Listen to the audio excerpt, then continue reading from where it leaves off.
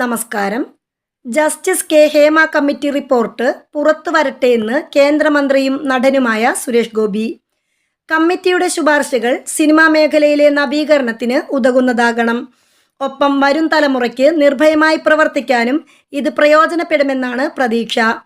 ജനപ്രതിനിധി എന്ന നിലയിൽ റിപ്പോർട്ടിനെ കുറിച്ച് പഠിച്ച ശേഷം കൂടുതൽ പ്രതികരിക്കാമെന്നും കേന്ദ്രമന്ത്രി വ്യക്തമാക്കി.